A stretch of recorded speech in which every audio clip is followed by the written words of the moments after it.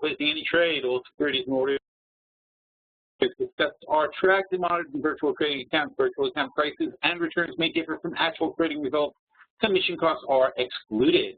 MetaPhilStockWorld.com, PSW, nor affiliates, nor any of their respective officers, personnel, representatives of agents, or independent contractors are in such capacities. Licensed financial advisors, registered investment advisors, or registered broker-dealers. Nothing contained in this webinar, website, or promotional material constitutes promotion, recommendation, solicitation, or offer of any particular investment security or transaction. Trading options involves risk. Visit the OCC website, www.optionsclearing.com, to read characteristics and risks of standardized options. PSW provides educational and training services meant to teach you the risks and potential rewards of trading options. And we are not a service that tells you what to trade. We are not implying or guaranteeing any profit. As always, do not trade with money that you can't afford to lose. Past performance does not equal future results, and results discussed in this webinar are not typical and are only valid on that specific or identified date. Your results may vary. By accessing this webinar, you agree to hold the above harmless from any losses you may incur as a result of information discussed in the media identified above. By accessing this webinar, you agree to be placed on our mailing list and receive our newsletter. Rest assured, we take your privacy very seriously, and we will not distribute or sell your information to anyone. Whew. All right, there you go. What a way to start, like a vocal exercise. All right, so we're now going to share my desktop and see what happens. I have no idea what's on it now because I'm all mixed up from before. All right, so if you're chatting, please chat in the chat box. Please chat to all participants. And hopefully now you can see nothing. I see nothing. Oh, you can see the thing that says, thanks for using WebEx. All right, let's see where we are today. Oh, let me bring up my chat window so I can see you guys. There it is. Yeah, I know you can't, but if you record this disclaimer, it doesn't sound good on the playback. I tried that already. But, Howard, you need to reboot. Try re-logging. Howard. Okay. All right, so let's see where we are. This is the short-term portfolio. Well, first of all, let's see where the markets are. That's always interesting. We had a nice little dip, but nothing damaging. We had a little drop here in the S&P down to 1993-ish. Oil went to 93-ish. The Dow fell to 1710-ish, and the Russell is 1175-ish. Okay, and what are we missing? The NASDAQ. And I'll just tell you visually, the NASDAQ went to about 4075. Now, let's not forget, 4075 is where we were looking for it to hold on the way up. So, if it's holding that, that's actually quite a bullish sign. Okay, obviously, now the S&P has to prove it can get back over 2,000 on ES. But I think the yeah, it's 1996. The index is in 1996. The index is only about about 2 points maybe above where the futures are right now. And that means the index failed 2002. And what's our rule? If it doesn't hold it for 2 straight days, it doesn't count. And it has not held it yet for 2 straight days, not intraday. It's kept dipping below. So we still don't have a firm hold over 2,000 that tells us that we should be getting more bullish. Hence the buy list, which we'll get to in a little while. And look at the NYSE. The NYSE came right down to the 11,000 line and held that. Now, in the long run, that's bullish behavior. Let's get to stock charts here. What if I can get rid of that? Okay. In the long run, that's bullish behavior. And if I can find my stock charts, I can show you.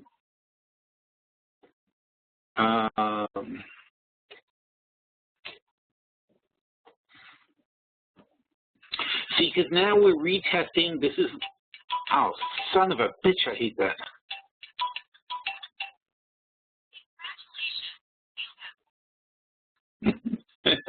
Every time we go to stock charts, some horrible pop-up noise comes up. I don't know if you guys can hear it, but it annoys the crap out of me. Anyway, it tells me I won something. Maybe I did. Maybe I should follow it. It keeps telling me I won something. 11,000. So the must-hold line on the big chart is 11,000. Here we are. Oh, sorry, 11,000. The must-hold line is 11,000 on the big chart, and we keep touching it and testing it. And as it firms up, that's a very bullish sign. All right, because as this firms up, it means what it's going to do is slowly but surely the 50-day moving average will get dragged up this way. The 200-day moving average much slower. It will get eventually dragged up this way. And that's how you form a new higher range. You form a new higher range by consistently closing above the old range. That's the whole point of the chart. And as we said before, it's very important you understand when you look at a chart, it's so much more valuable to understand how the chart is drawn rather than looking at it. Because looking at what happened already doesn't matter. Thinking about what will happen and how those lines will be drawn in the future is what matters. So when you're generally floating over a line, you're going to exert upward pressure on that line to pull it up. All right, now I don't believe that we're going to keep going up. I think that this is toppy, and I think we're going to head back down. I think what we're going to test over here is this. But that's still constructive because what you're going to do is we're going to form a little pattern here. We're going to come back down to here. We're going to test over here. And then around Christmas time at the end of the year, we're going to come back and get back over. That'll form a little squeezy thing here, though. The 200-day will come up here. The 50 will come up here. And if that gets resolved positively to the upside, then you're going to have a very bullish chart going into next year. You'll have a nice breakout and a bullish-looking chart. So nothing bad about a short-term pullback, especially if we're only talking about, like 500 points at 5%. All right, 11,000 to 10,500 is a 5% pullback. There's nothing to fear. It just is a healthy consolidation that we're going to be looking ahead to. All right, but that's a very, very critical line because the NYSE is such a broad index. This is a very, very critical line. But you can see here what happens when we fail it. All right, we fail here and it starts crashing down.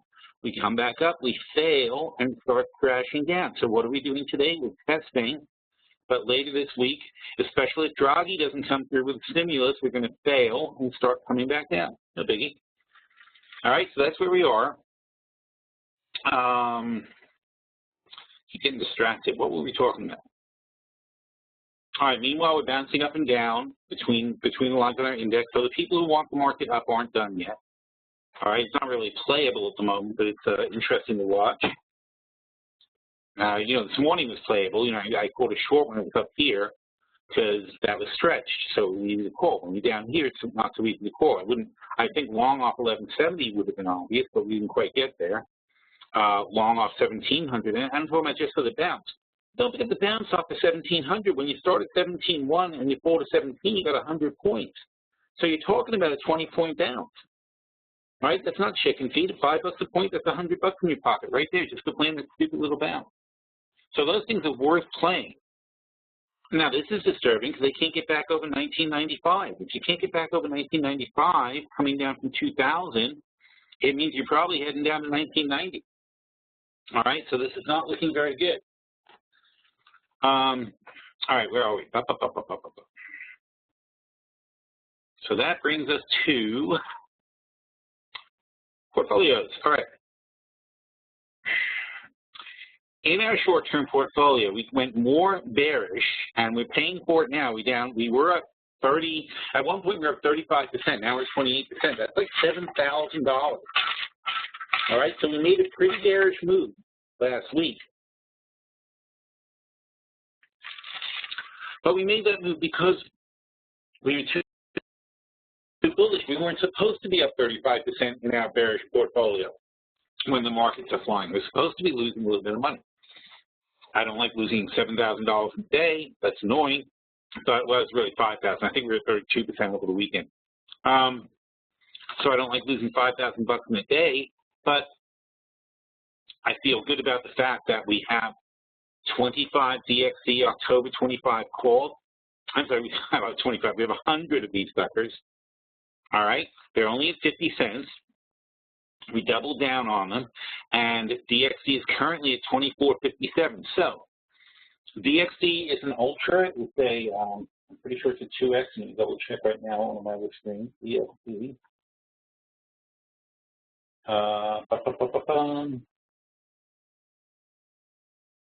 2 times, right. So it's a 2 times ultra. So if the Dow falls 5%, as we expect, between now and October, DXD will go up 10%. So that's going to be from 24.50, exactly 250. It's going to take it to $27. So it's going to go to $27. That's going to make these calls worth $2 each.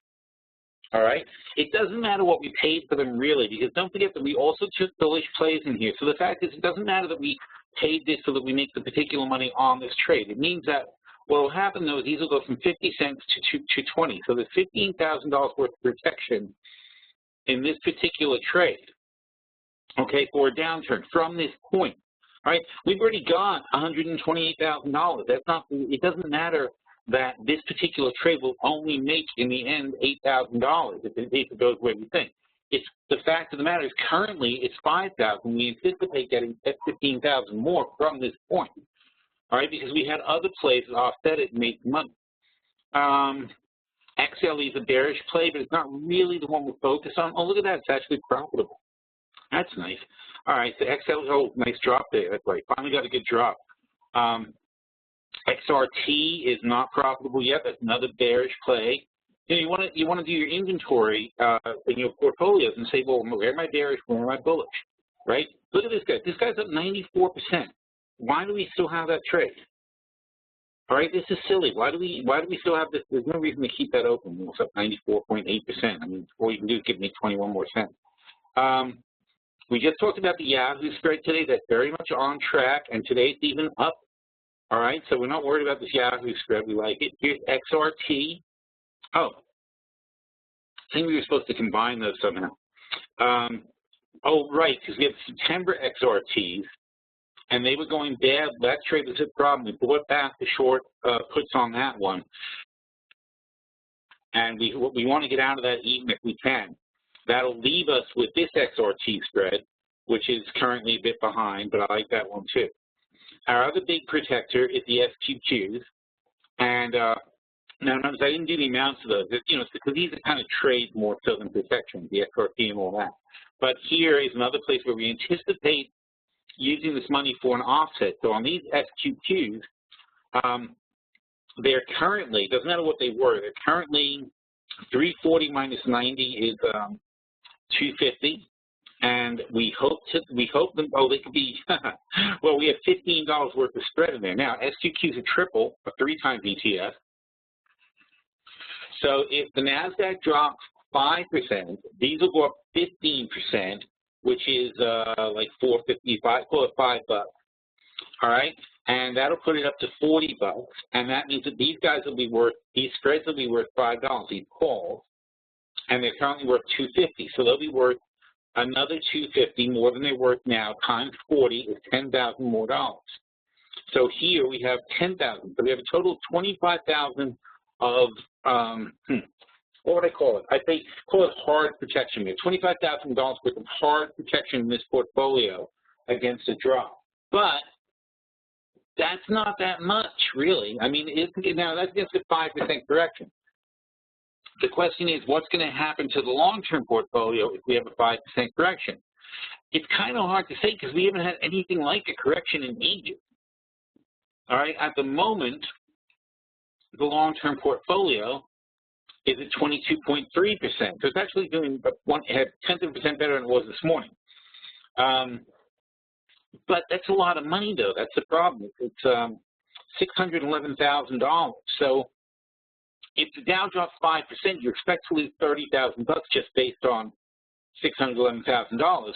Although, because of the spreads and the way it is and all that, it's very, very hard to say what would actually happen. And then you have to go back to the question of the long-term position. So on the whole, are we even going to be worried about these positions if they go down? We did this exercise a couple of weeks ago, and the answer was no, we're not. You know, we don't really have any major concerns on these positions. We love them all. They're for the most part, initial entries. In other words, like of our allocation blocks, which are in this case, we have $1 million of buying power on $500,000 in cash initially. So our allocation blocks are essentially $20,000, $50,000 allocation blocks. So Of our $50,000 allocation block, there are very, very few of these positions are anywhere close to using any of that buying power. So we've got very little buying power tied up. In fact, the margin requirement here is 305,000 out of our million. Ignore that because this thing doesn't give you any 2x buying power. It only gives you the exact cash buying power. But the margin requirement is 305. So we're using about 1/3 of our total buying power right now. And that's the way you got to look at it. So we're using 1/3 of our buying power in the portfolio.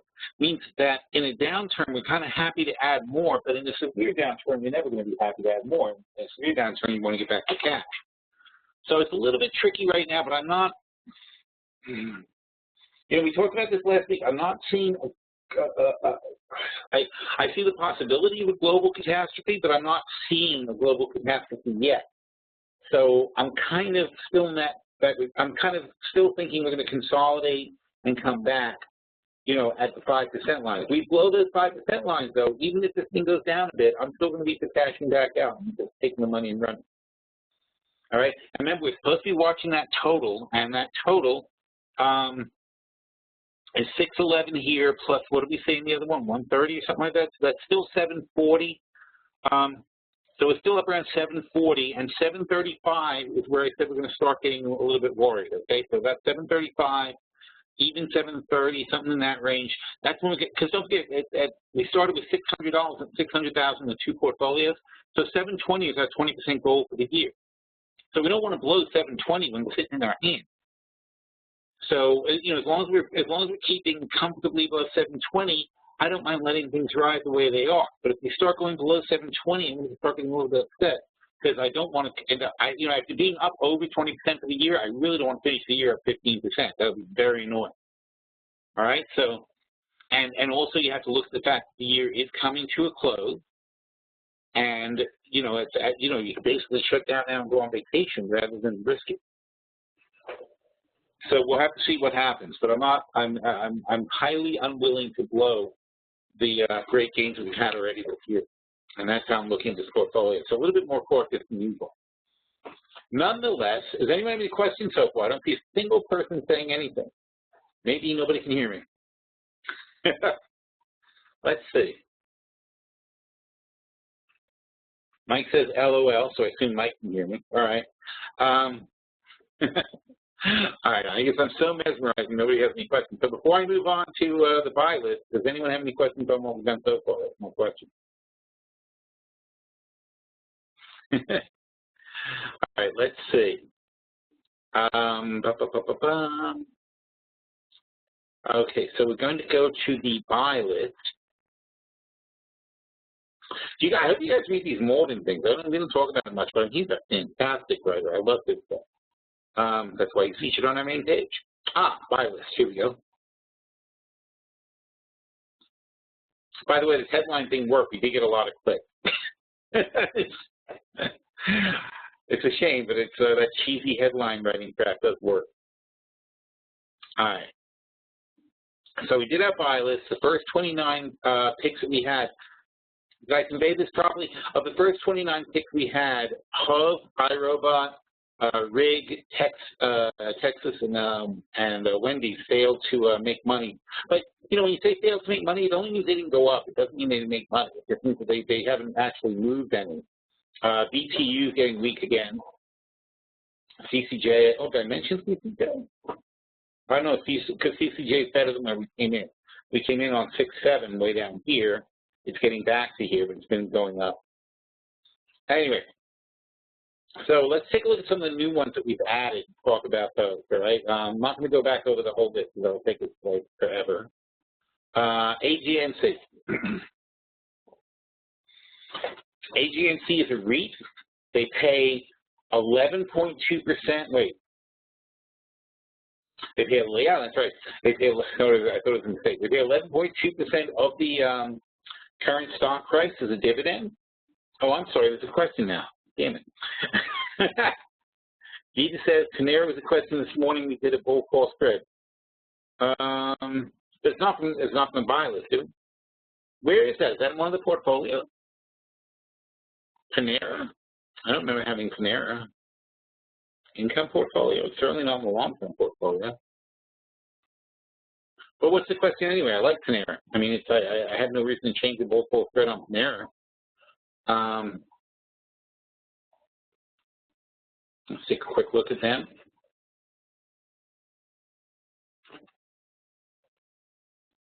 Don't forget we have food costs coming way down, so we're going to have some good results from these restaurant guys when we get around to the next earnings reports. All right, so you know, Panera is hugging that little 50-day moving average. That's fine as long as it holds it, and it'll probably take off eventually. Yogi says that we did the 140, 150. Well, there you go. So 140. We're just playing for 150 to hold, but in 2016. I don't know. I mean, what are we going to say about this trade for 2016? Let's see. He says that we did on July 31st. So on July 31st here, we made a bet that they would hold 150 2 years from now. And I don't quite get what the question would be. I mean, since then, they've gone up to 153, and now they're back to 150. Well, actually, I'm sorry, since then they went down to 144, up to 153. Now they're back to 150. Okay. In the bigger picture, since you really should be, you know, don't forget, we're talking 2 years from now. So, so flip this. So put this thing way over here. So at this point, we bet 150. Is there anything in this chart that makes us think it won't be 150? Or is there anything that happened to the company that makes us think it won't be 150? Well, there is no new play, because you're just saying there should be somebody wanting a new play. There's no new, oh, stop being private, Yoden. That's the problem. You keep talking privately. There's no new play because the old play still works. Why would we have a new play? I mean, the same thread is perfectly good. All right, and Jal says, please explain why DJI and SPX are negative, but the Russell is positive. Is that going on now? Well, the Russells just turned in. They're not particularly linked. I mean, you know, they have different stocks in them, and the small caps will do better one day and another day. So the programs that manipulate them are different, so on and so forth. But over time, I think we talked about this a long time ago. Maybe you missed it, but I was talking about tugboats. And when you think of your indexes, think of them as being tugboats that are pulling a big ship. All right, so the market being the big ship, the overall broad market, and especially the New York Stock Exchange, the S&P, are generally the big ships. And then you've got all the other indexes pulling it. You have the S&P, I mean, sorry, you have the Dow, you have the transports, you have the NASDAQ, you have the Russell. All those are like the little tugboats that are pulling the broader market. And, you know how it is with tugboats, right? Like if they all go in the same direction, then the whole market's going to go in the same direction, right? But they can start veering off. And when one of them kind of goes off in a certain direction, it can only go so far before it gets to the end of its rope. And if every ship is going one way and one ship is going the other way, what's going to happen is that one ship is eventually going to get pulled into line. All right? Sometimes, though, one ship can pull the whole rest start following the one ship. All right, so that's what you got to look for. But there's no law that says they all have to go the same way at the same time. It is like a bunch of tugboats pulling a big boat. You know, one ship can go off a different direction and be wrong. One ship can go off a different direction and be right. You watch it, but what you really want to watch is where the convergence is taking place. And the Midwest is swimming, Core, Mike says, which is a very good observation because that's exactly what I'm talking about with Panera. Also for Chipotle, it's going to be good for them. It's going to be good for a lot of people. All these prices are going to come down nicely. All right, so that's going to give them better results in the second quarter, on the third quarter, sorry. Next, let's see, Jim says, he bought Exelon last week at $33.25, but they're leaning on my 16 straddle sale. I started last week at $6.45 and $6.40, now $6.35, still won't trade. That's the stock down. All right, but you're trying to sell the straddle as one thing? I mean, why don't you just try to sell each piece and see which one fills first? You know, I mean, I don't like to sell. I don't try to sell both for a price. That hardly ever fills, or if it fills, it's tedious. I mean, I like to get a fill, and then you know, I ask for a good fill on both sides, and then when one fills, then I work on the other side. But you know, to sit there and try to, you know, try to get both legs simultaneously at a good price, that doesn't happen very often. You know, nobody's willing to do that. It's going to be a rarity when you get fills like that. John says, if Draghi pays ball Does it make sense to go long the Russell futures at 1172? I don't know. It depends on what he says and how he says it and so on and so forth.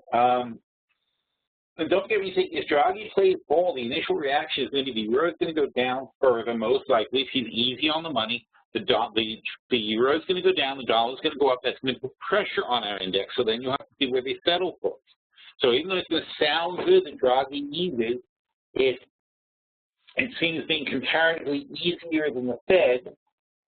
It might not be liked, and also the problem is it might also make the yen strong. If the yen is strong, if the yen gets stronger, because the yen also trades against the euro, then the Nikkei could fall also. And the Nikkei was one we were shorting this morning, by the way. It's still shortable.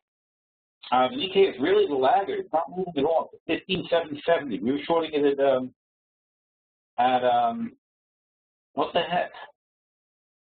Oh, yeah, 15.8, right. We were shorting at 15.8, now it's at 15.77. So it's dropped 30 points since this morning.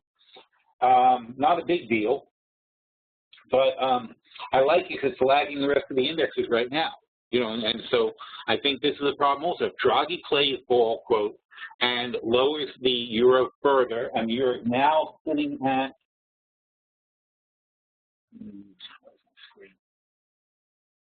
the euro is now at 130.130. So if he can knock the euro down below 131, which is easy actually, or if he gets below 130, forget it. Then the yen's going to take off, and then the Japanese stocks aren't going to like that at all.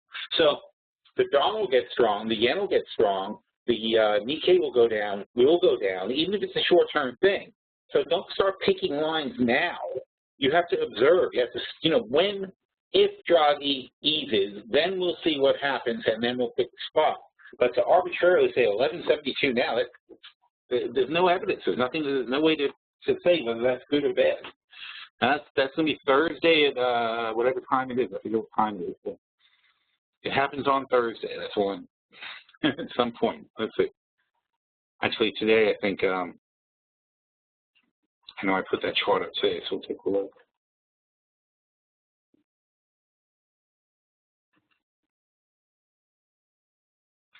Okay, so ECB rate decision, 7:45 a.m. So first thing in the morning, our time on Thursday. DAX, FTSE, or Euro fuel, I don't touch those. Yeah, you just got to watch them and see what happens. But I like playing our futures. Our futures are fine early in the morning. You just got to absorb the news. And believe me, I'll be up, so we'll talk about it then in the morning. We'll see what happens. So just come over to member chat and we'll talk about it. Mike says hard to tell if it's not already priced. And that's true too. It certainly is already priced in to some extent. The euro, let's try here. And it's going to be XEU. I don't know how I remember all these things.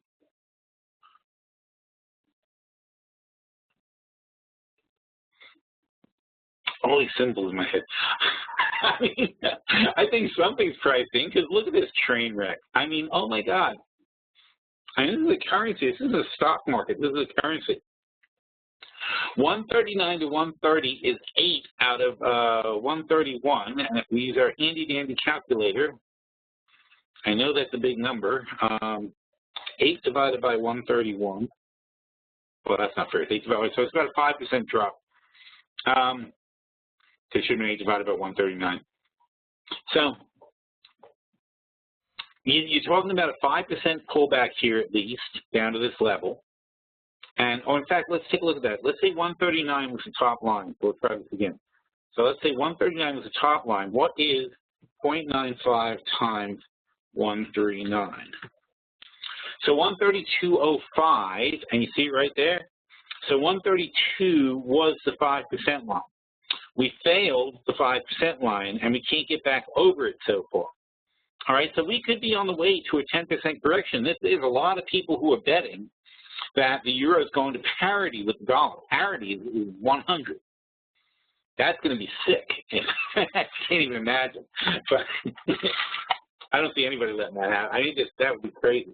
But even if we assume that they're not going to be happy until they get another 139 times 0.9.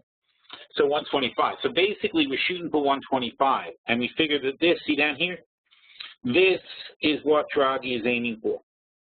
All right, he wants that 125 line down here. All right, and that's going to make them happy. So, and if you look at the DAX, now take a look like how is this helping? Don't forget, by the way, here's another important fact. Draghi is Italian. Italy is about to explode. Italy is about to get sucked down into a black hole and die. So he, don't think he doesn't care. People over in Europe kind of faithful to their country. So this is not helping Germany at all. All right, we have a 10% drop in the euro, and Germany is not particularly pleased about it. Okay, why is that? Because Germany, although you think of Germany as a big exporter, they export to Europe. So it doesn't do them any good if the money keeps devaluing that they're exporting. They're not happy about that. So, their primary customers are Europe. That's why they love the whole EU thing. Now, if we look at the FTSE instead, though, FTSE, oh, that's nice spelling, FT. If it is a correctly spelled FTSE, they're chugging along, and CAC, all these guys are I wouldn't call this fantastic performance while their currency is falling apart, right? But don't forget also that these markets are priced in dollars. So, I mean, this is from our perspective. So from our perspective, they're weakening, but they're also weakening because they're priced in their currencies, and then when they're converted to dollars, we get this sort of effect. They're kind of, probably to themselves, they look kind of flat. Like if they're looking at their own chart, they probably look a lot flatter than they look to us. So anyway, so I think a lot of that is priced in. I think the 5% correction in the euro so far is probably considered minor, and that's just based on Draghi saying he's going to do something. I think if he actually does something, well, first of all, what's he actually going to do that's going to knock the euro down? It has to knock it down a full 10%. People are expecting 5. They're already pre-anticipating him doing something 5%. They are clearly they're expecting more than 5%. So even if he does 5%, I think it's going to be a bit disappointing. What do? You have to essentially increase the money supply by 5%. If you can do that now with the Fed, what does that mean? Well, we know we have a $15 trillion economy, so you kind of have to come up with a 5% stimulus package of roughly about $1 trillion in order to give us a 5% pop. You have to basically print $1 trillion to push the GDP, and it only lasts the year that you're doing it. Next year, you have to come up with another $1 trillion. And that's why the unwind, because at the same time, even though it's not a big effect, it's been done very well, actually. The tapering has been very, very good. They've obviously done a masterful job because of the stock market. But tapering has been very effective, and it's working well. So we have to, so the gentle pullback has been great, and the dollar's improving, and we don't really want a strong dollar. That's the problem. But I'll tell you one good thing about a strong dollar, and we were talking about TLC this morning also. The good thing about a strong dollar, and we're not up 5%. 5% of 80 is 4, so we should be at 84 relative to where these are. So we're actually very underpriced right now. We should be back here, and we're probably heading back here now. We're at 83 today, and we're probably going to break out and hit 84. So with the tapering continuing, we should be in strong shape, and we should be up at these peaks, okay, for the dollar. Now, the strong dollar is good for us because we're not getting our workers raises, so we think I'll buy a little bit more, especially when they're buying, well, they go to the dollar store and buy everything from China, and they go to Walmart and buy everything from China. So it's helpful when we have a strong dollar for the consumers. We also have a strong dollar also obviously is price of oil down. It's currently pressing the price of gold and silver. You can see that, and copper as well. There's good things about a strong dollar, and also an interesting thing is what we were talking about this morning. It lowers the rate of interest because there's two components to buying a bond. I mean, when you're buying a bond, you're buying the interest rate, right? But you're also buying the currency. All right, so when I buy, if I'm from Europe and I'm buying a U.S. bond, I'm making a bet on the dollar as well as my return rate. So you think about who the hell is buying our 10-year notes for under 3% or for 3%, and say, who's going to trust us to get 3% for 10 years? It's not that, though. They believe that their currency is going to is going to parity. And that means that if they're holding a 10-year note that pays 3%, while their currency devalues 30%, they're going to gain 30% plus the 3%. So they're essentially getting a 6% coupon for their money. It's the 3%, 30% bonus over 10 years plus the 3% interest. So, you know, when you look in the bond market, you have to think of that also. It's really tricky, and this is why we don't get into too much bond stuff. It's really long. But when you're looking at the bonds, you have to realize also that we're also buying currency. So when I buy Japan bonds, I'm also buying yen. All right, and the previous yen strength has been an issue for Japan. That's one of the reasons that the Japan bonds kept being so cheap, is because the yen for local currency was always very strong in that area. The German bund, same thing. Okay, people, even though it's the euro, people would rather have the German bund because the EU falls apart. The only currency that's going to mean anything is marks. All right, so the German marks are going to be the only serious currency if the euro falls apart. So people who have euros would rather have their money in German euros than the euros. There's still one euro is better than the other in that case. Let's see. Craig says, on 7/14, Farm recommended Excel, and you mentioned it to the stock is down 55% today. What?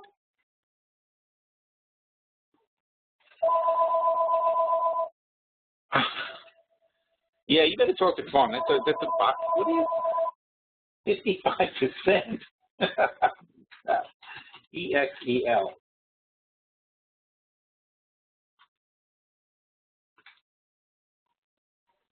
Jeez. Yeah, you got to ask Farmwood what's going on with that. Excel plunges on a test drug failure.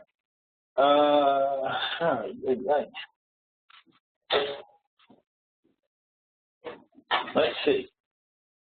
In March, they had mentioned the trials of the prostate cancer drug would yield positive results, even if the study was delayed. Today, that hope was dashed when the company said trials of the drug did not meet goals. Oh, my God. That is just terrible. That doesn't sound good at all. Again, I couldn't possibly, it's not my field of expertise, but EXEL. That doesn't sound good, I'll tell you that much. Oh, you decided to sell last week? Oh. Okay, well, that's good then. Nice bullet dodging, Craig. Holy crap. When did he say that was? 7/14?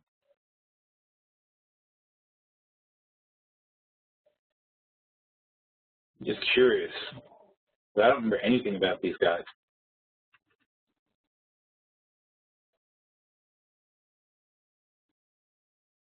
Oh, okay, I know. I said to Farm at the time, I said you can play the buyout room with a 3-7 spread at 85 cents. And if you really like him, you can sell the 250 put for 50. But we were talking about that from the perspective of him saying it was a good stock, because I don't know anything about them. I was just saying they're going to buy them out because there was some rumor that Roche was buying them out. So I'm glad you got out of that, because that's what happened. That's amazing. I mean, that's going to be a loss now. You know, is Excel good now that they're back to 188? What's going to happen, though, is somebody's going to sue the crap out of them, because they said that they had good results in March. People came into the stock, and now they're saying, oh, no, it turns out it's not just not good, it's we totally failed. And there it is. That's what it looks like when you stocked up 50% in one day. I don't, you know, that's a hard one to come back from. I don't know what else they have in their pipeline. I don't know enough about them. There was they announced positive phase 3 data, and it was not true. That messed up. I don't know what's going to happen to those guys. They're going to take a restructuring charge now. They're doing layoffs. I don't even know if that's a real thing. Wow. Okay, nope, they're pretty screwed. Again, this is why I'm not a big biotech player, because it's freaking roulette wheel sometimes. It's fun when they win, though.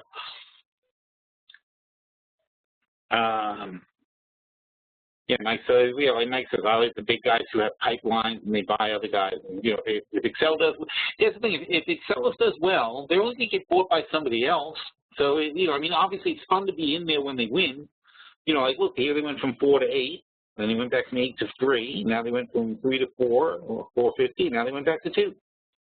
So will they have another life? I don't know. I mean, I don't know if they even have another drug.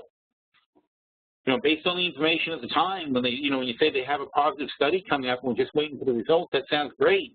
But it turns out they lied.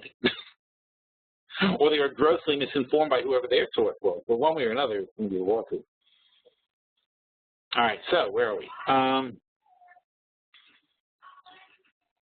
Oh, yeah, okay. So all the news is coming from everybody else. All right. That's true. Who will be left to do R&D? That's a good point, Mike. If you're laying off 70% of your staff, you're probably not going to get a lot of R&D done after that. And is the falling price of oil an indicator of world economic weakness? Of course it is. Sure. I mean, you know, to some extent, it's cyclical. We've been too much oil for ages. It's not like a sudden thing that just happened last week. But what happens basically is the inventories build up and build up and build up to the point where there's just simply nowhere left to stuff the oil. And it's coming out of our gills, and the demand isn't keeping up with the supply, and the fear of this happening in Iran or this happening in Iraq or this here and this, it's not enough to just, this fear.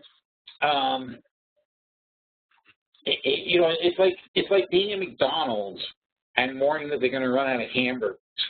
You know, you could worry about it if you want, but at a certain point, you know, there could be a rumor that McDonald's is running out of hamburgers, right?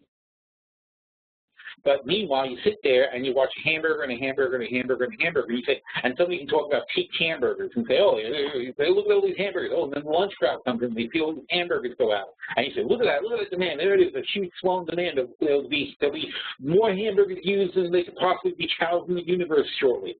All these things, right? When you're sitting there watching the counter and you say, well, they sure do seem to have a lot of hamburgers, right? Then all of a sudden what happens? A hamburger truck pulls up and dumps more hamburgers into the place.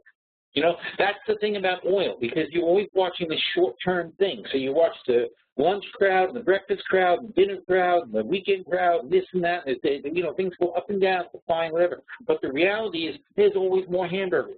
They never run out of hamburgers, ever. All right? Now, with oil, that's where you are. Demand for oil is not good enough to keep up with supply, and especially as overall the economic activity is generally weak. So you're not running out of oil.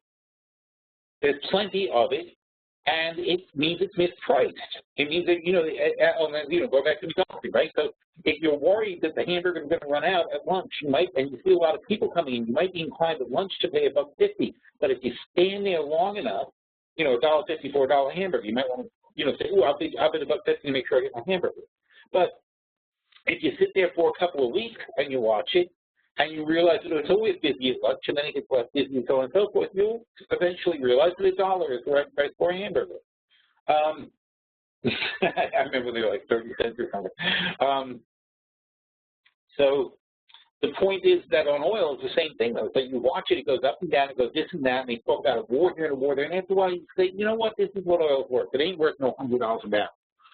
And it's not. It just simply is not. It's worth about $85 a barrel, and everything else is fear.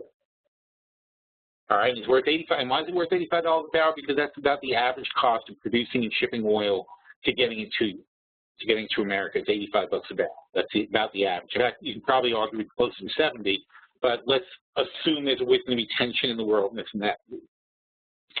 So, but 100, no way. This is not the right price.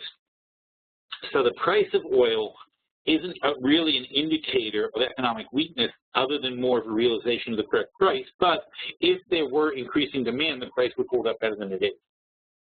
So essentially what you're doing is you're seeing this large, what's probably going to be a large steady decline down to 85 over the next few months.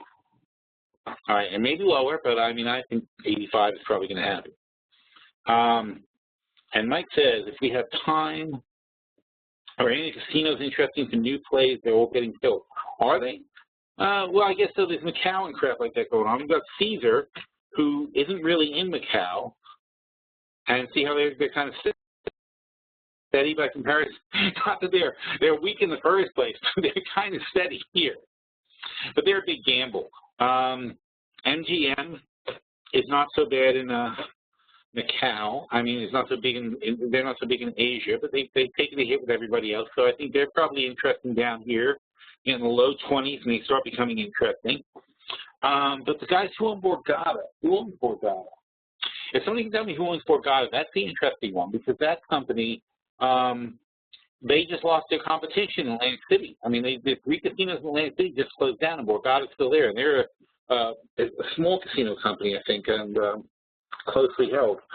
So the guys who own them are probably in good shape. They don't mess around in Asia. They don't have any weird stuff all over the place. They don't have 25 casinos. They got a few casinos, and one of them, though, their flagship in the Borgata in Atlantic City, has got to be doing gangbusters. Let's see. Mike says, buy hamburgers. Correct. That's the way you act when you. That's exactly how it all works, though. Let's see. Craig says, do you have a feel for where oil might hit the bottom? $85. Might go lower, but I could panic lower, but I think 85 is about the right price. And Mike says 80 is the definite bottom. And let's see. Can you short Atlantic City? The casino's closed. Boyd owns Borgata. Okay, thank you, Boyd. And I'll think of that. Ah, there you go. Oh, love them. Okay, great. Boyd. Now, there's my quick premise. Now let's find out a little bit of information on Boyd. BYD. No. Not that, Boyd. Shoot. B-O-Y.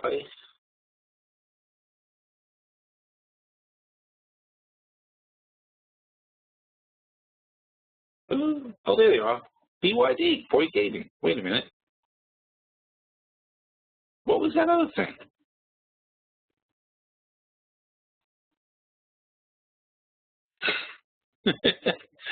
It's owned by Marina District Development, a joint venture between Boyd Gaming and the Vesture Trust established by MGM. Oh, that's confusing.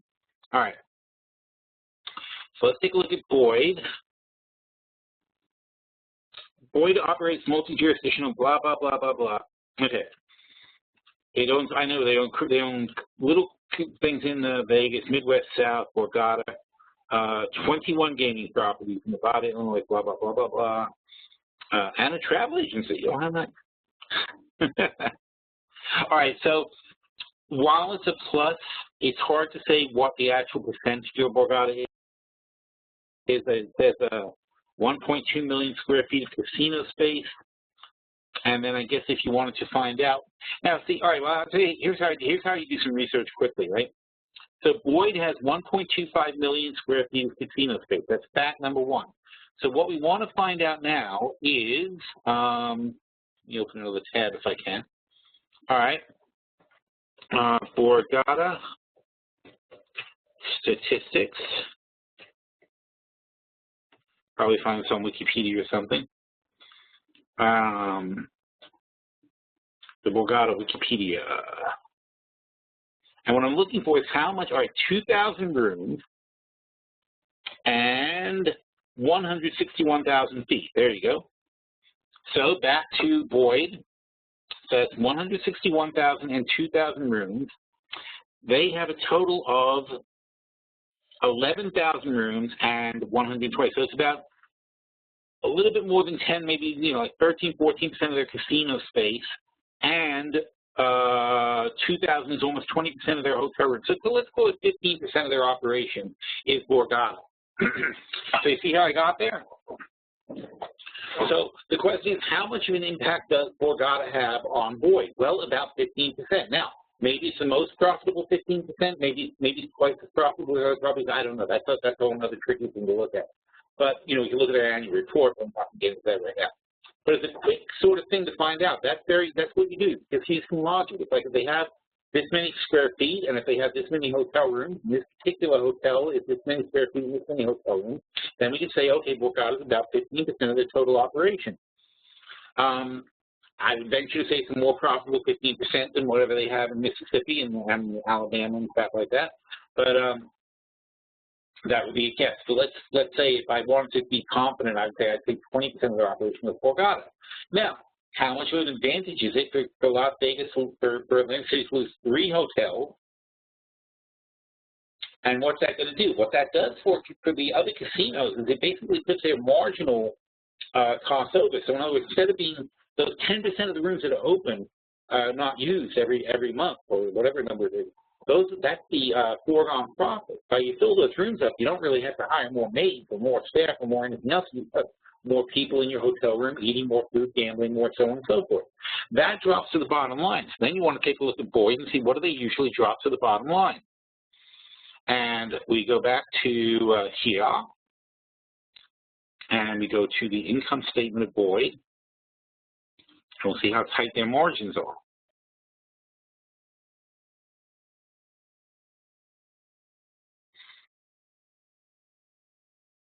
But again, they're not in Asia. That's what I like about them. I don't want to deal with anybody who's in Asia right now. I want to deal with people who are in this country. This country is doing quite well. We're recovering nicely. And we're going to recover a hell of a lot more nicely if things like what they're doing in California go through. They want to raise minimum wage to $13 an hour. We start doing that, this country is going to go gangbusters. I know people who have businesses, employed people don't feel that way, but the people who are employed and the people who sell stuff to people who are employed feel that way. Where were we? Yeah. So look, very, very thin margins. Okay, forget that. That's a special thing that they did.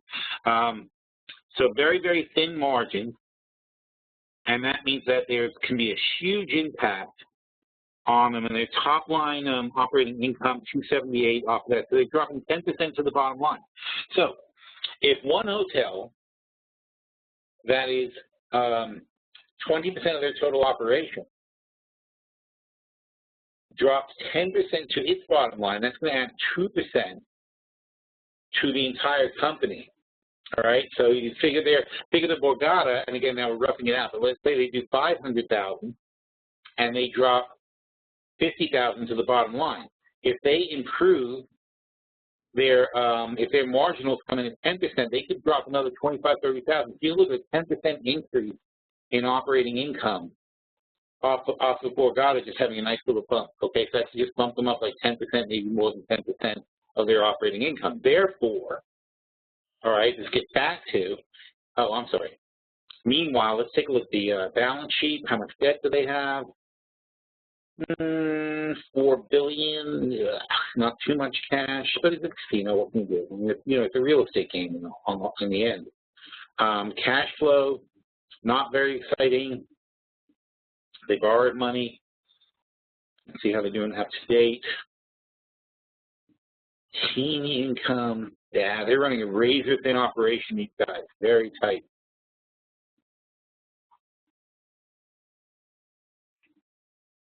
So I don't think they're that exciting, unfortunately. If they were in better shape financially, I'd want to play them, but I don't. Okay, I'd want to play them if they come back down to 8 or 7. I think they start getting attractive, but I don't think up here it's too iffy. But anyway, so that was the logic of going through something like that just to see like it's playable or not. And if we go to BYD, I very much doubt they have any kind of options that make them that attractive. You can go back to 2016 and you can say, oh look, that one's not bad. You know, you can sell the $10 clip for $2. That nets you in at $8. So I don't mind that. I mean, think about it. You know, you sell 10 of these guys. You collect $2,000, and your margin's only $1,000. So if you ever want to raise some cash and you don't mind going, you know, long term, that's not a bad way to go. You're going to collect $2,000. Wait, where is it? Max profit, max loss. Why does it say? Wow, I think this one's messed up.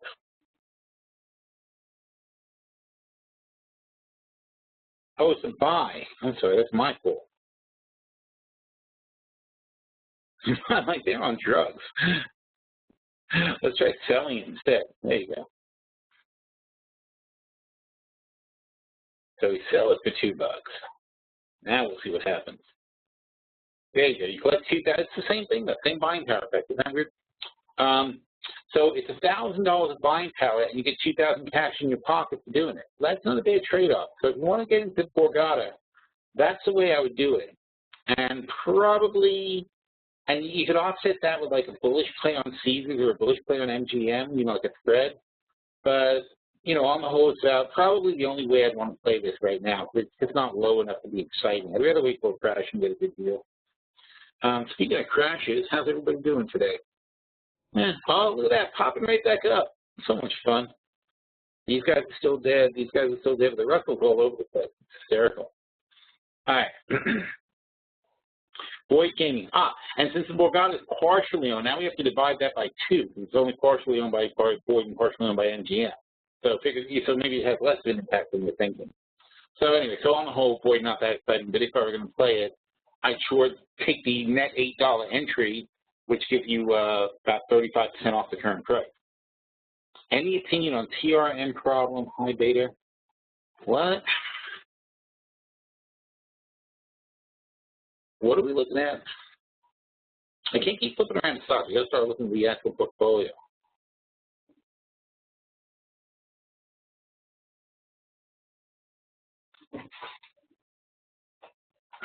I don't have any opinion on Trinity. I don't follow them.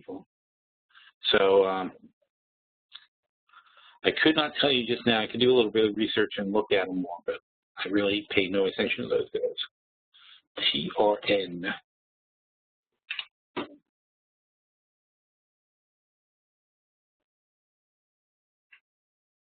What's it say about them holding the high, rail, select performance?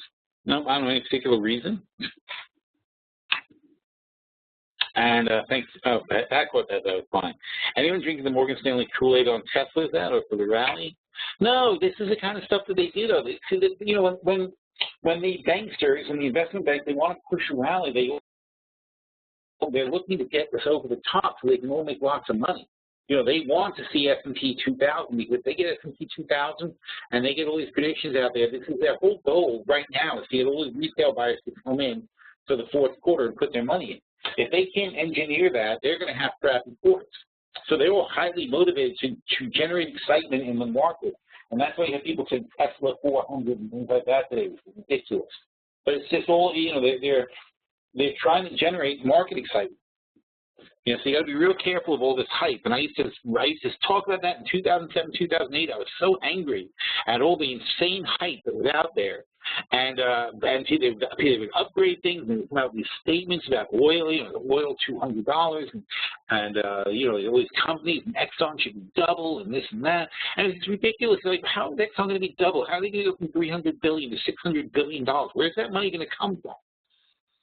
You know, it's the same thing with Tesla. How is Tesla going to be priced the same as Ford when they sell less cars in a year than Ford does in a week? How can you possibly ever justify Tesla coming up with Ford's valuation? They don't, and you might say, oh, well, they do better. They don't make more money per car. They lose money. Tesla makes no money. Ford makes money. It's all speculation and hype. It's meaningless. Anyway. Back to our pilot. So let's talk about the stocks that are on here. AG&T is a real estate trust. We love them. They pay a huge 11% dividend. We love that. And they're just a generally good, steady gainer. And, you know, they just, you know, you kind of give up hope. They're not coming back. They did a consolidation here. Now they're on their way back up. So we like this guy. BTU is new because they finally got rolling up. Son of a bitch.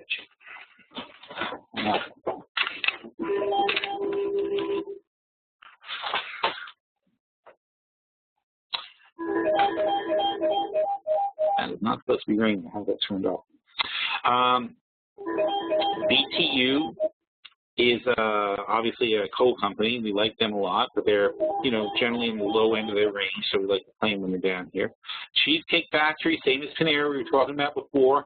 Food costs are coming down, and what I wrote when I did this thing is, I mean, has anyone ever gone to a Cheesecake Factory where there isn't a line to get in? And that means if they have a line all the time, and people are always waiting for tables. Oh, did I say that? I'm sorry. I just get angry when the phone's off there. So when they have Yeah, when they have a line, I've been to many of them around the country. People like that meetings, they have business meetings. People are like, oh, let's go to Cheesecake Factory. I'm like, okay. At least you know what you can get. So those lines are pricing power. In other words, they could rate, they look at that and they say, you know what, if we raise our menu prices 2.5%, and don't forget, it's all profit if they do that. What's this profit? Somebody's trying really hard to get a hold of me.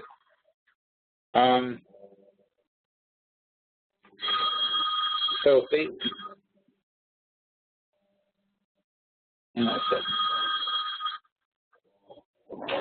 that's so weird. Anyway, so if they have some pricing power because they can raise their price a certain amount, and that's going to drive a certain amount of people away. They can control that, but of course, you never want to really get rid of people if you can avoid it. But they want to, they want to kind of figure out what they can take. Now, the way they test that, though, is what they'll do is they'll raise the price in a couple of places and see how it goes.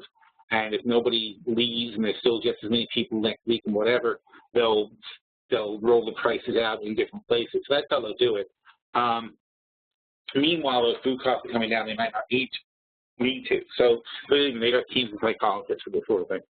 But the bottom line is they can make more money. Chipotle just did it. They just went right out and did it. No problem for them. Let's see. Then we've got Cheesecake Factory. Oh, I'm sorry, we just did that. That's for the chart there. Let's see, Chimera. See, Chimera is another REIT that's like AT&C, chugging along, just up and up and up. How can you not make money at these interest rates? DBA got cheap again. That's when you want to jump on if you need something like that in your portfolio. They got really cheap. This is food, and it's interesting. It's the opposite argument. But what I'm saying is now food is now too cheap, and at this point you might want to play the agricultural ETF because at this point it really probably isn't going to get much cheaper.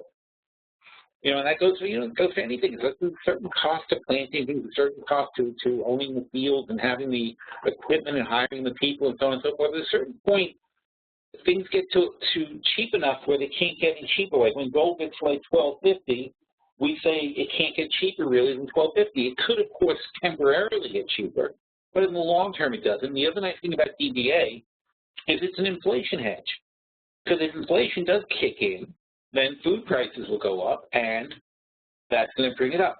Also, it's an economic recovery hedge because the economy starts recovering, then food prices will, then more people will eat food, and not necessarily more people eat food, but people will upscale their food. And when you upscale your food, like when you have hamburgers or when you have steak instead of chicken, and when you have chicken instead of fish, and when you have whatever, it's the beef-eating animals consume a huge amount of food. They're very inefficient from a food perspective. So now one cow will eat 100 acres of corn and whatever. So in other words, if you eat a cow, you're not eating 100 acres worth of corn and feed, but the cow ate it to get to you. All right, so it's not an efficient use of food in the overall planet global perspective when you eat cow. This is one of the problems in meat eating culture, especially as we're spreading it purposely to China and whatever. It's a big problem when you're like, encouraging 1 billion more people to eat meat. That's stupid. They were perfectly happy not eating so much meat. We're saying, oh, hey, eat meat. Go to McDonald's. Great. Anyway, so the bottom line, though, long-term demographics and everything else, I'd say that DBA is always a good thing to have in your portfolio. We bought it at the beginning of the year when it was this price. Now it's this price again, buying it again.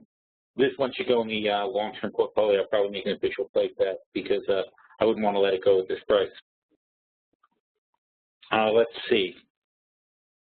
Exelon made a little dip today, but this is just a nice little power company. They pay a good dividend, and they're a good thing. $1.24 dividend on a $32 stock is right about a little less than 5%, but it's nice. And of course, when you do the buy right and you work on it, it turns the dividend. You get a better price. So we talked about from 37.29 to this. Oh, here it is. If you have 4% dividend, it's $124 a year. We can buy the stock for 33.6. So you do that, and then you can bring the dividend up. And makes 24.5% in the 16 months we hold it, which I like.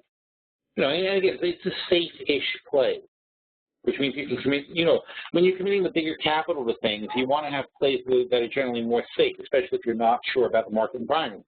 And the nice thing about utilities like this is where people run to when the rest of the market's selling off. They're running to utilities.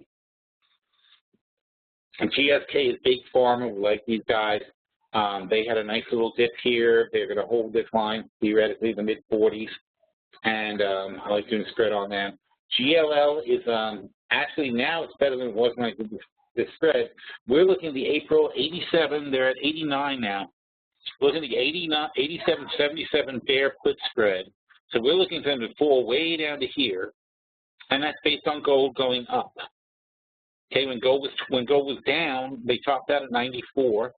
And essentially, if we have this spread and it does that, we bought the 87 puts, we sold the 77 puts. What we do is buy back the 77 puts. If this happens, we buy back the 77 puts, roll our long holds up, and then sit on that long hold position and hope for it to pull back again. You know, gold can go up and down pretty violently, but I don't think, I think that over the long haul, after we get through this droggy bit with dollars being very strong, pushing everything down, and if we get past this part, I think gold will start moving back up again. Because people in Europe buy gold too to protect themselves from their own declining currency.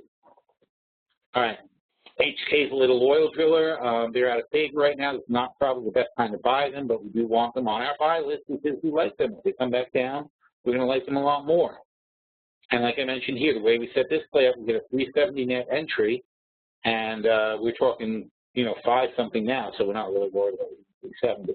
But there's no hurry on these. The idea is to buy the ones that get cheaper, not to jump into every one that we pick right when we pick it. Here's a Hewlett-Packard. We always love Hewlett-Packard. That's interesting. I never usually put anything on the buy list when it's that high, but I think we ran some numbers on them and we decided they are not getting cheaper. That they still have a very high potential to go up, and the trade we did was a conservative trade. We sold 32 puts. That's miles below. That's down here. These are 32 puts. So we're selling this long for 240. Oh, and that's it. Oh, no. Oh, yeah, I said, okay, so that's the entry. And then I said, okay, then we can add the 32.40, 32 to 40 bull call spread. And that's the 4 bucks. So we're paying $1.60, and our worst case scenario is we own them for $33.60. That would be our worst case, is owning them down here. Our best case is they just keep going up, as I think they're going to, kind of in this line, and you end up with a huge 400% gain on this trade. You know, that's, and again, this is obviously pending S&P has to be at 2,000. Otherwise, I'm not too interested in any of these kind of plays. We'd like to see a little bit of a pullback, but I love this play if the market can continue to be strong, because these guys are way, way underpriced. IBM's an oldie but a goodie. IGT is another gaming. That's another way to play gaming, which we did, and that was a huge winner. Oh, they got bought out, so we're done with them. So we can't play them anymore, unfortunately. Let's see. Oh, Lionsgate Film. We played Lionsgate Film last year in the old long-term portfolio. They did really great.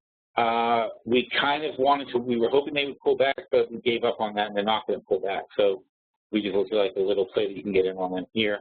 Lulu, always, they always have some problem. Right now, everybody's worried about competition from the Gap.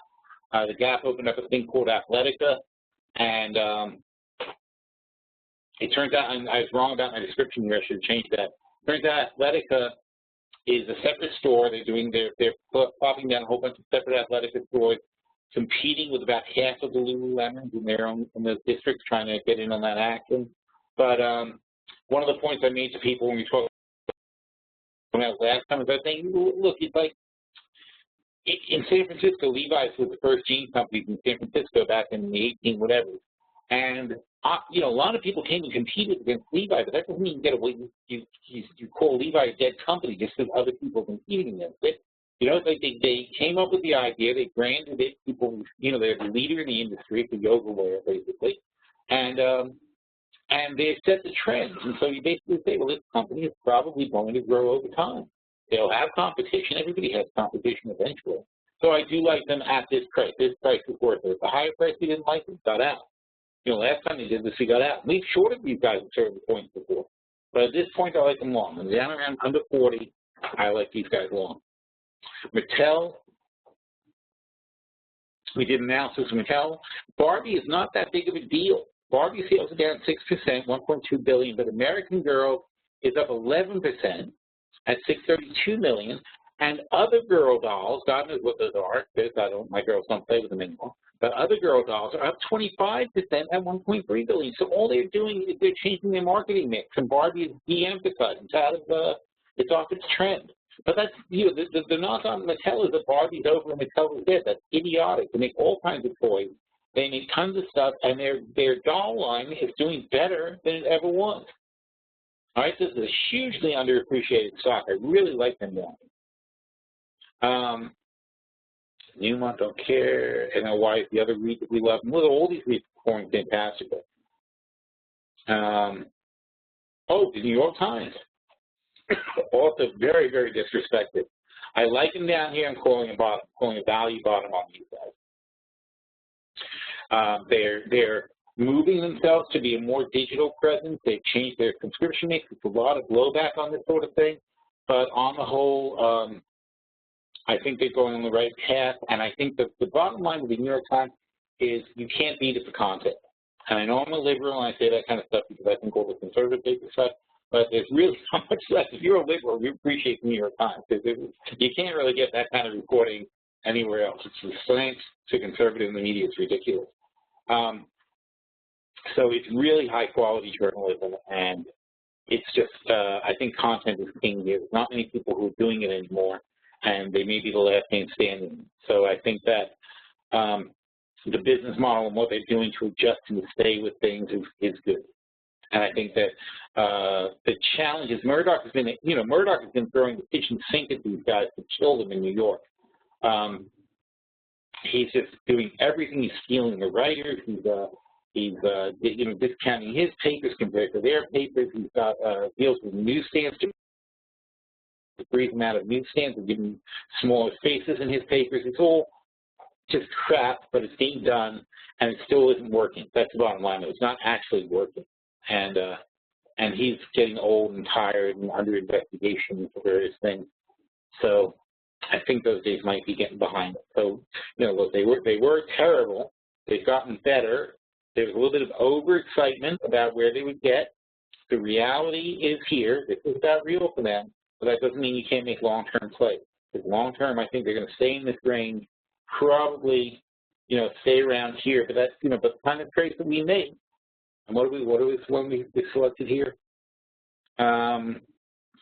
We talked about doing the 11-13, not aggressive. It's the 11-13 bull call spread, and just trying to make that little bit of money there. So taking the spread at 90, we make $1.10 if it goes well. If it doesn't go well, then we'll sell some puts, and then we'll net into like $10 on that end. We're still down here. We're still at 12-something, 12.30. So it's not like that aggressive play. So I like that. I think that's a value play basically.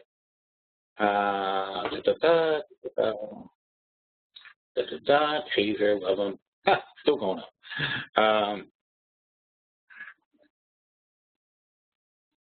Wow, is that it? 513 Wendy's, Whole Foods. Yeah, look at that. Okay, that was it. Seems we got there pretty quickly. All right. Wendy's I still like. I think that they're, again, and all these guys are going to start benefiting from lower food costs. Everything does the price in October, and they go, oh, look how much money they made.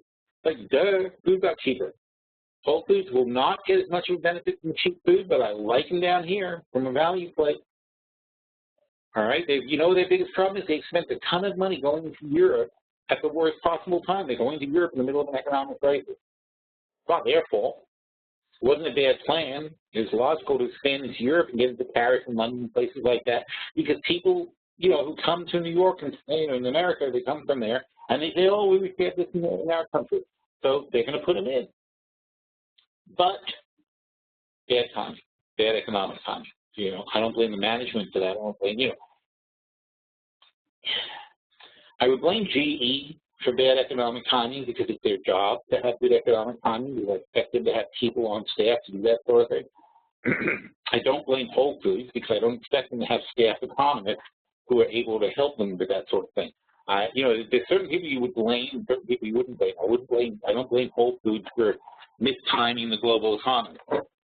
So I don't really hold that against it. So we don't mind a little misstep with the management, and that doesn't affect my long-term view of those guys.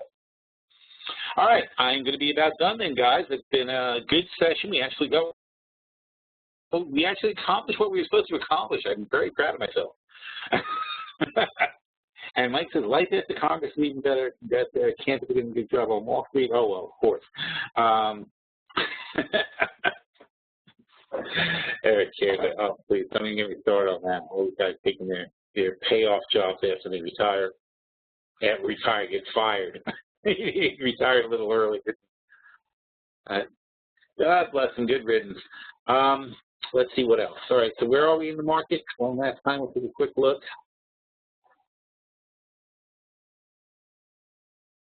So basically, we just, you know, look, everybody's down a little bit. Russell's flat. S&P down 0.25%. NASDAQ is positive just barely. That's very exciting. Oil is, oh my God, core oil, 92.83. It's funny, I say it's going to collapse. It's down $3 today. So when I say it's going to collapse to 85, I think it's kind of in progress at the moment. Right? Look at it, it's squishing up all the resistance lines. It blew it by a mile. You don't see this a lot. I mean, this was supposed to be support. All right, and it failed that miserably. Let's see if we can back this up a little bit. This is today. It started here. There's support 1. There's support 2. And that failed, and then it's bye-bye, baby. This is very bad. Now, how you reconcile record high stock prices with nobody using oil? It's really crazy. DM says, join late to recover EXC. Well, we like them. Yeah, I mean, I like them, but again, it's a buy list. We aren't executing any new buy lists. We're watching them because I'm not seeing that strength. We're not seeing S&P 2000. If I don't see S&P 2000, why am I going to jump into more buy lists? I'm more concerned about whether or not we're going to, I'm concerned about whether or not we're going to liquidate the long-term portfolio. So I'm not jumping to adding new things. When you see oil crashing $3 in one day, all right, and this oil we see now, it's Exxon, which is only down 1%. If Exxon thought this move in oil was sustainable and real, Exxon would be down more like 2.5%. So, and that Exxon's in the Dow, Chevron's in the Dow. So, there's no acceptance really of this drop yet. But if this oil thing keeps plunging, if oil goes below 90 during this week and it goes down to 89 or something like that, then you're going to start seeing a big sell-off in these oil companies. That's going to start dragging the Dow, it's going to drag the S&P. All kinds of stuff is going to happen. And then what happens when that happens? When that happens, then people start panicking into the dollar. And if people start panicking into the dollar, or Draghi, now think about this. If Draghi comes out with these stupid easy policies on Thursday and starts throwing money around, maybe people are going to say, hey, things must be really, really bad if this guy's so desperate.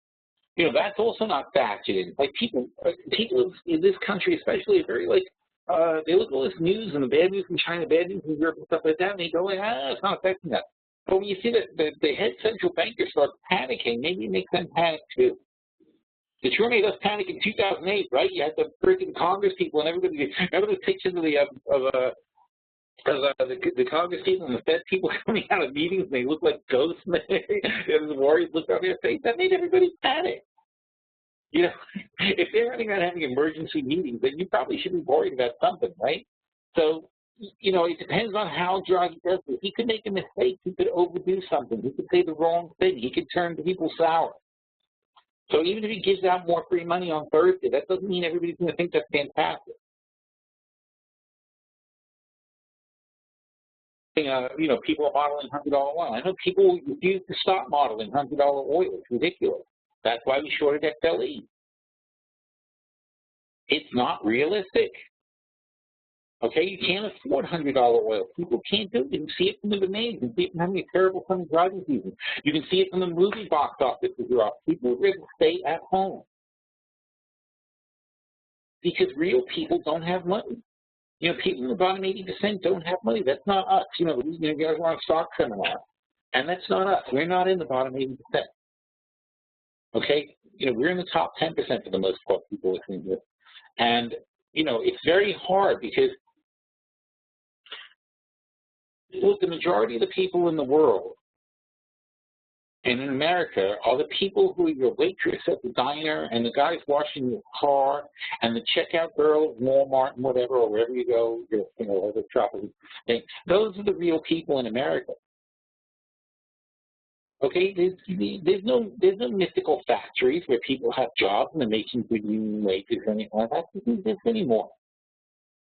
Okay, people, all the people you imagine who have good jobs, who, like, you think of your friend's parents who had a nice house and retired and went on vacations and crap like that. That guy worked at a factory somewhere.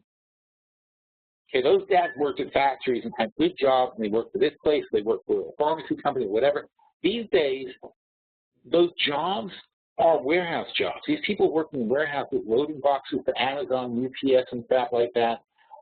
People are FedEx drivers. That's really good jobs comparatively.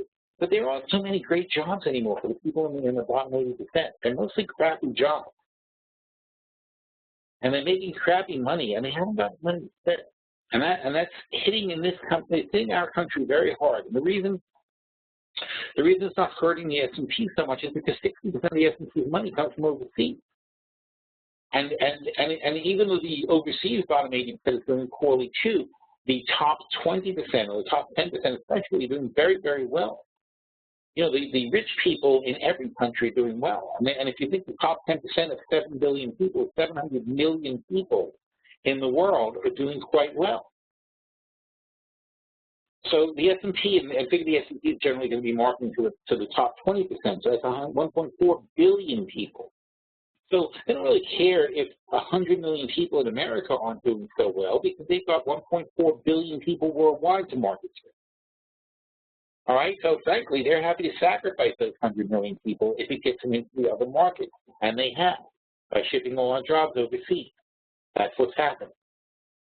So this country is falling apart, and the rest of the world is doing better. And it's fantastic for corporations who do business overseas, not so much so for people who do business mainly in this country.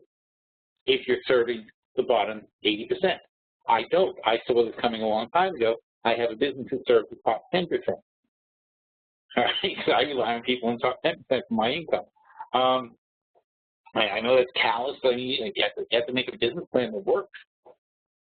So it's tough out there, and it's not being reflected in the stock market, and for good reason to some extent, because we're an international market now, and that's why the international trade is. And the growth of the top 10% worldwide is a tremendous story. It's outpacing the loss of the people of the middle class in America by a mile.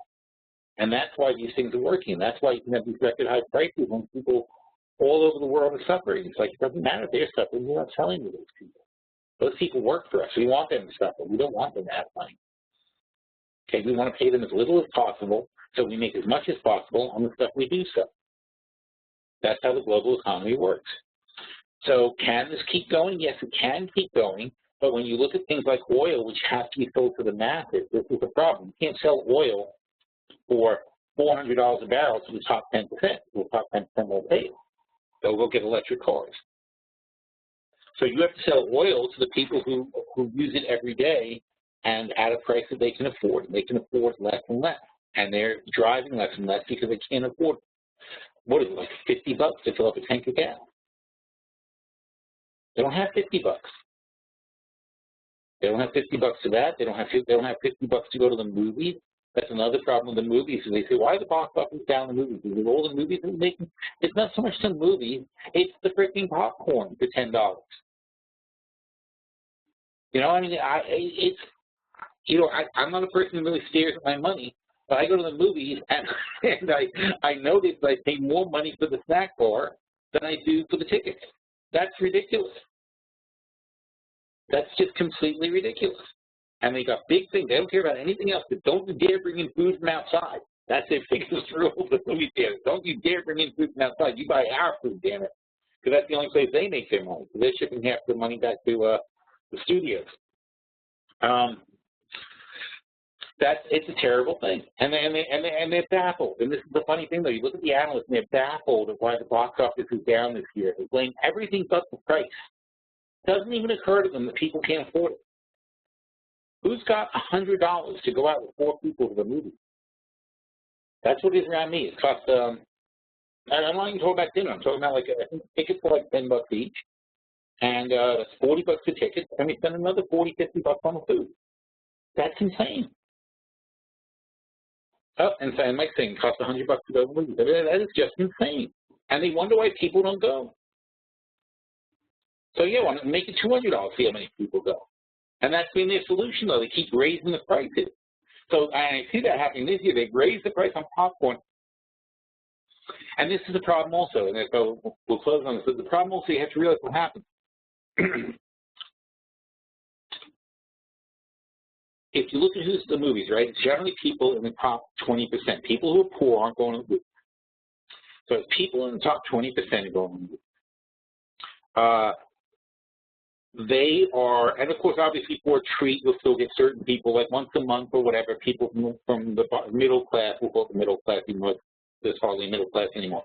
So people from the middle class on a special occasion will go to the movies too. So you get enough of those people plus the top 20% who go once every couple of weeks or whatever to the movie. Now, for me, although I tell you, it is getting to that point. For me, though, if you charge me $5 for a thing of popcorn or $6 for a thing of popcorn, I don't know the difference. And they know that, and they started charging $6. But what they've done, though, is they're killing the bottom. This is the problem with this kind of market. When we have such a huge discrepancy between rich and poor people in the country, that there are so many of us who are willing to pay $6 for popcorn that it works for them to charge $6 for the popcorn. They sell some less popcorn, but they sell it for much better profit, and it all works out for them because they hire less staff and sell more popcorn and higher profits. So they don't mind charging $6 for the popcorn, but what it does is it destroys the whole concept of going to the movies for people who don't have the money. And that's what this is about, and that's why your box office is going down. Not because people are making bad movies. I'm not going to worry about critiquing whether or not movies are good or bad this year. But I mean, it's not particularly because movies are good or bad, because, every year, for going back 20, 30 years or 40 years, they measure this stuff, you can see there's an up, there's a down, there's this and this. That's not the point. And frankly, IMAX is doing gangbusters this year because, again, IMAX is catering to people who are really in the top 10% because they're paying $15 a ticket. They don't give a crap about that, and those people don't. So there's obviously plenty of movies that IMAX people think are cool. But that's the problem. Those IMAX people are the same people who don't mind paying, $6 for popcorn instead of $5 for popcorn. And because I'm paying $60 for my IMAX tickets when I go with the wife and kids. And so again, then finally, when I pay $60 for IMAX, that's when the popcorn's finally not as expensive, not more expensive. But the point is, they price it. They're getting to the point where they misprice it. This is how you begin a depression. This is how you wreck the economy. Because the people who are selling, they start mispricing things, and you start turning off the consumers at the bottom. And when you turn off the consumers at the bottom, it causes this really serious, you get into essentially depression. They get depressed. The buyers are depressed, you have a depression, people stop spending money. That's what's, you can see the edges of that going on now. Even with McDonald's, they're in that going on now. It's a very bad trend, and that's something you got to keep an eye on. All right, anyway, enough of this nonsense, and we can catch up on these comments. Tickets, popcorn, you got to spend it on cake. I agree, yes, it is funny. It's like, why don't we just go out for a nice meal and go home and watch the movie? And obviously, that's the decision a lot of people make. All right, good. So we're good on this now. Thank you, guys. We had a very nice seminar day. I can't believe I actually got through the whole buy list. I'm thrilled. It's obviously online. You'll be able to look for it under the virtual portfolio tab anytime you want. It's going to be there. It's going to move today to that tab, so it's for members only. And we will do this again next week, okay? See you guys on Tuesday. Thanks for coming.